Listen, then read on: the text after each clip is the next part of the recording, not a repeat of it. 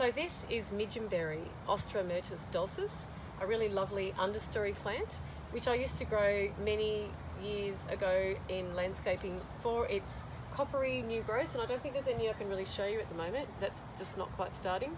So it gets a coppery, pinky, bronzy new growth. So it's really, really lovely for quite a shady understory in a garden. A native Australian plant. And of course, in the last dozen or so years, I've realised, hang on a minute, this is a fantastic food plant as well. Really easy to grow. So the little Midyim berries probably achieve in Victoria about the size of a small blueberry. Small blueberry, very tasty. And they have a cinnamony blueberry, maybe with a eucalyptus overtone or undertone flavour. Very unusual. Of course, like all native food plants or wild plants, you know, this is a species. It's not a cultivar or a selection. So it's the wild plant, so it has a lot more nutrients than your average supermarket or fruit shop fruit. So one thing about Midyim berries is you can see the strong new growth coming out of this area here. And I was giving a talk on native food plants at a group for a council, and a lady came along with a branch or a few branches from her Midyim berry, absolutely covered in fruit, a lot more than I have here today. And she said she achieves this just by pruning a lot more regularly than I'm still doing. So I've attempted to take some of these long arms and prune them. So pruning them once a year is going to help a little bit.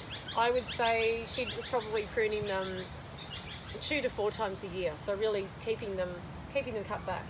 Now you'll see that the fruit is mainly occurring on the slightly older growth.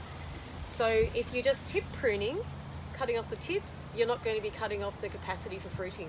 It's always important when you're pruning to know where your fruiting plant develops its flowers and fruit from. But you can see on all these plants, it's on slightly older wood or slightly older growth.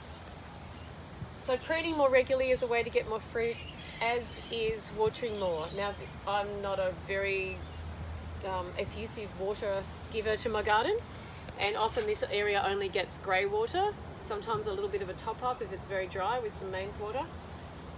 So they cope with grey water, there's no issue with that. And in fact that would probably relate to the fact that where I've seen them growing is around Rainbow Beach, just above the high tide line, so you're going to have a reasonable amount of salinity in the air, which would go into the soil as well. So in very sandy soil, so they seem to like well-drained soil. This is a built-up bed over heavy clay, but they're probably living in the top layer. I'm assuming they are anyway. They seem to cope with some clay. They live in that understory underneath the coastal tea trees and that sort of thing, so filtered light. Here they're under a deciduous tree in my garden, and so they get more light in winter in Melbourne.